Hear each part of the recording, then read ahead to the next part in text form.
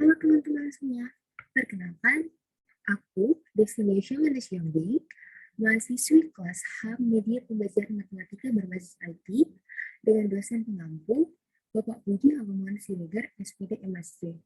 Nah, nama saya Destination Malaysia Week dengan NIM 4193111050. Dari video kali ini, kita belajar mengenai multimedia interaktif. Multimedia interaktif ini itu merupakan salah satu materi bahasan dalam mata kuliah media pembelajaran berbasis matematika berbasis IT. Nah, dengan pokok bahasan itu sebagai berikut, sekitar 7 pembahasan, yaitu yang pertama kita masuk pembahasan pendahuluan, lalu multimedia, kemudian kita membahas tentang multimedia pembelajaran interaktif, lalu kita belajar tentang fase perkembangan media.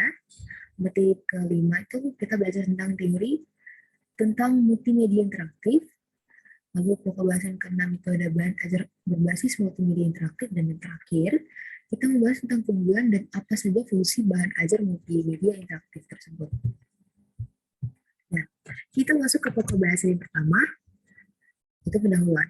Nah, kita harus tahu dulu apa sih yang mendahului dalam materi multimedia interaktif ini. Nah, jadi penggunaan teknologi dalam proses pembelajaran merupakan salah satu inovasi pembelajaran yang dibutuhkan pada era revolusi 4.0, di mana teknologi pendidikan itu memegang peran yang sangat penting dalam peningkatan kualitas pembelajaran.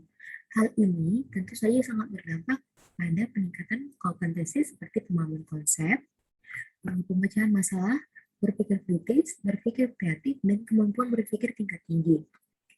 Dengan memanfaatkan teknologi yang ada, itu juga diyakini dapat meningkatkan kemandirian belajar peserta didik yang merupakan tujuan dari pembelajaran nasional dan negara yang tercinta kita. Nah, salah satu faktor penyebab kurangnya kualitas proses pembelajaran adalah bahan ajaran yang tidak lagi relevan untuk mencapai tujuan yang diinginkan, tujuan pembelajaran kita inginkan, sehingga diperlukan suatu usaha untuk mengembangkan dan memperbarui perangkat tersebut dengan inovasi-inovasi terbaru dan menerapkan teknologi kekinian.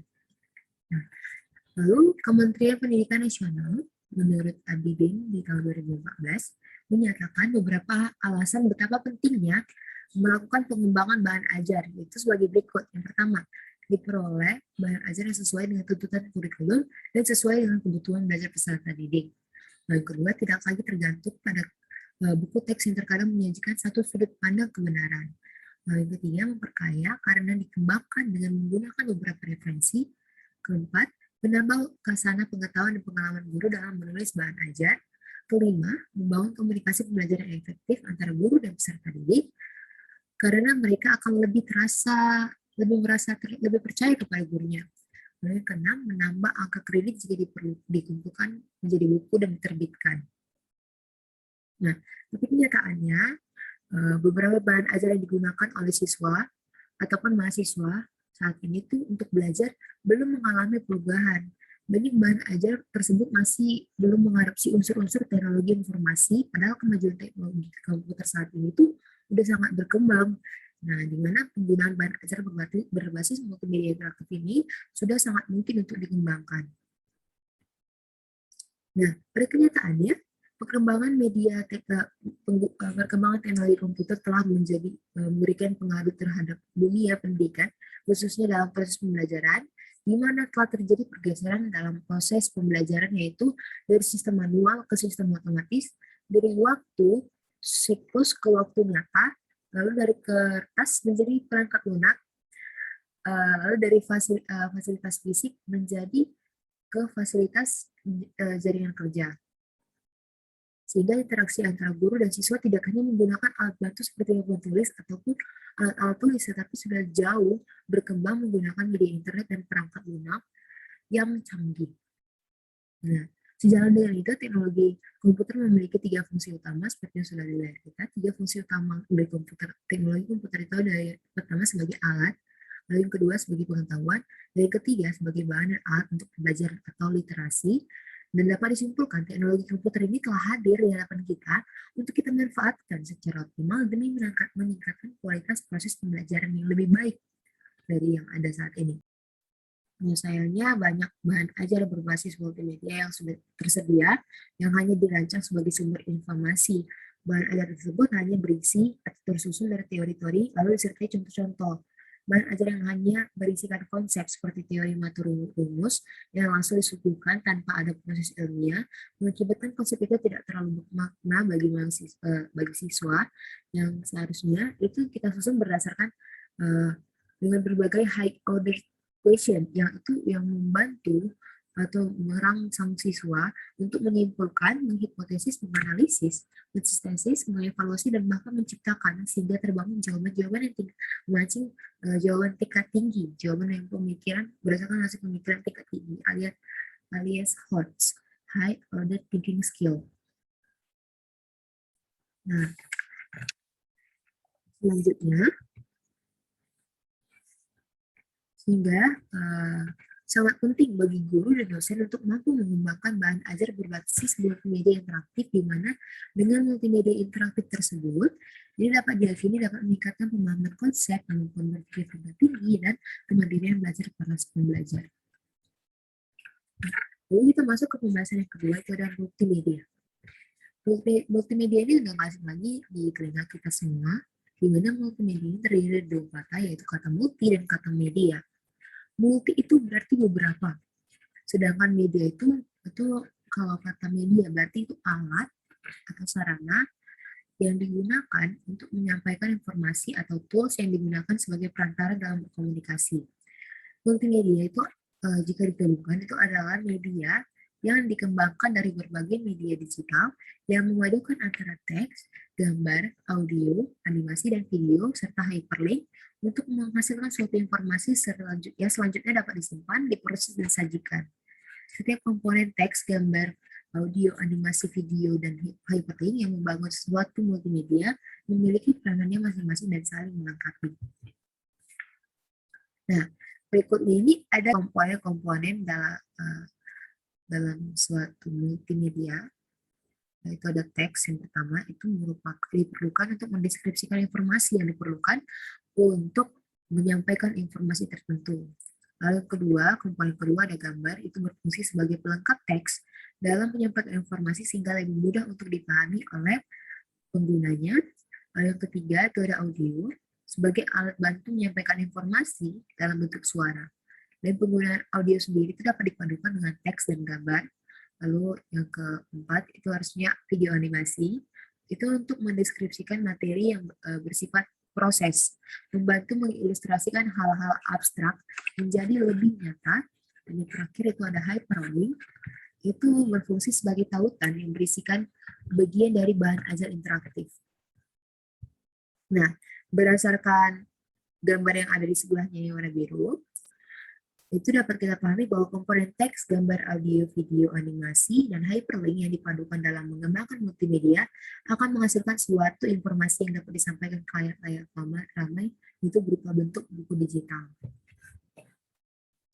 Berikutnya, kita masuk materi pembahasan ketiga, yaitu tentang multimedia pembelajaran interaktif.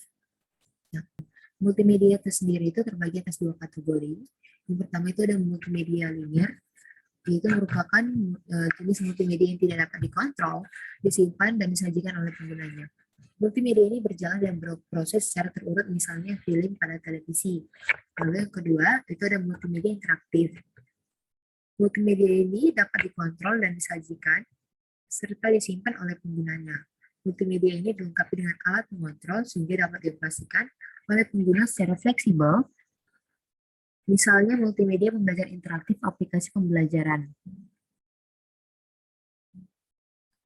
Lalu berikutnya, interaktif itu di sini yang dimaksud itu dapat berupa yang pertama itu interaksi antara elemen-elemen yang membangun bahan ajar interaktif tersebut. Lalu yang kedua, interaksi antara lingkungan yang ada di sekitar baik lingkungan virtual dan nyata, misalnya kunci bahan ajar, informasi cuaca saat penggunaan, dan lain sebagainya. Lalu yang ketiga, interaksi antara bahan ajar interaktif dengan penggunaannya atau penggunanya. di mana para pengguna dapat berinteraksi dengan bahan ajar dan antar pengguna, misalnya siswa dapat mengakses dan berkomunikasi dengan teman kelompok untuk menyelesaikan suatu penugasan ya, pada suatu materi. Nah, terdapat 4 level utama dalam interaktivitas. Yang pertama, level pasif. Pada level ini, pengguna hanya bertindak sebagai penerima informasi. Lalu, level kedua, yaitu level partisipasi terbatas. Di level ini, siswa dapat melakukan respon sederhana pada saat penggunaan bahan ajar tersebut. Lalu yang ketiga, level partisipasi kompleks. Ini di mana siswa dapat melakukan banyak respon dengan cara yang bervariasi dalam menanggapi isyarat konstruksional. Dan terakhir, level partisipasi nyata. Ini di mana penggunanya terlibat aktif dalam menanggapi isyarat konstruksional secara kompleks. Kemudian, pembelajaran itu merupakan suatu rangkaian aktivitas yang diatur secara sistematis dan terencana, baik secara dalam bentuk bimbingan atau arahan yang dilakukan guru kepada siswa yang bertujuan untuk mencapai tujuan pembelajaran yang ditetapkan. Lalu multimedia pembelajaran itu adalah pemanfaatan multimedia dalam proses pembelajaran di mana terjadi interaksi antara guru dan siswa serta sumber dengan bantuan multimedia yang digunakan bertujuan agar mencapai tujuan pembelajaran lebih maksimal, sehingga kita dapatlah pengertian dari multimedia pembelajaran interaktif, yaitu merupakan perpaduan antara konsep multimedia pembelajaran dan multimedia interaktif, di mana suatu program atau aplikasi pembelajaran dikembangkan dengan memadukan antara teks, gambar, video animasi, dan lain-lain dengan bantuan komputer. Nah, berikutnya kita masuk ke pokok bahasan, yaitu fase perkembangan media. Jadi pada awalnya itu, seorang guru itu merupakan sumber utama yang digunakan dalam proses pembelajaran. Belajar itu hanya mengingat dan mendengarkan apa yang disampaikan oleh gurunya. Lalu, pada tahun 1657, buku mulai digunakan sebagai sumber pelengkap untuk belajar. Pada saat itu, para pendidik itu mulai menyadari fungsinya sebuah buku dalam pembelajaran, di mana itu sangat berfungsi dan dapat digunakan sebagai alat bantu dalam mengajar atau teaching aids, dan alat bantu. Lalu pada saat guru mulai menyadari pentingnya suatu media pembelajaran itu berkembanglah dengan alat bantu yang menggunakan gambar, model, objek, dan alat-alat lainnya yang dapat membantu pemikiran siswa berpikir kontekstual sehingga mampu menyerap pesan yang disampaikan oleh guru. Nah, sehingga pada pertengahan abad 20, penggunaan media visual yang dipadukan dengan audio itu pun mulai berkembang. Hal ini menjadi cikal bakal berkembangnya media audio visual pembelajaran. Kemudian, fase perkembangan media itu diilustrasikan seperti gambar yang ada tersedia di hadapan kita, yaitu di pertama kita masih menggunakan media cetak berupa portal system, menggunakan komputer, hingga saat ini kita bisa menggunakan internet dan telepon genggam. Lalu kita masuk ke pembahasan yang kelima, yaitu teori tentang multimedia interaktif. Jadi di sini tersedia ada 4 teori yang membahas tentang multimedia interaktif. Teori belajar mandiri atau Theory of Independent Study ini merupakan menekankan kemandirian pembelajaran dan pengadopsian teknologi sebagai cara untuk mengimplementasikan kemandirian itu sehingga pembelajaran dapat terjadi tanpa batasan waktu dan ruang. Pembelajaran dapat juga bersifat individual dengan menyediakan kesempatan untuk memahami materi secara lebih mendalam. Penguasaan materi dipertanggungjawabkan oleh pembelajar dan mereka belajar sesuai dengan langkah-langkah yang ditempuh. Lalu ada teori jarak tanggapan. Ini merupakan lanjutan dari teori pembelajaran mandiri, di mana teori ini mengacu pada jarak kognitif antara pengajar dan pembelajar. Jarak tanggapan itu adalah perpaduan antara psikologikal dan komunikasi, serta peluang adanya kesalahpahaman antara input yang disampaikan pengajar ke pembelajar. Dan konsep kunci teori ini adalah adanya dialog, struktur, dan otonomi belajar. Lalu teori ketiga itu ada teori kekayaan media atau Theory of Media Richness. Ini berdasarkan pada teori ini berdasarkan pada teori pemrosesan informasi, di mana semakin bias pesannya maka akan dibutuhkan lebih banyak petunjuk dan data untuk dimengerti. Teori kekayaan media komunikasi yang berkelanjutan untuk mengkomunikasikan pesan yang kompleks. Lalu kita belajar ada teori pembelajaran multimedia atau teori of multimedia learning.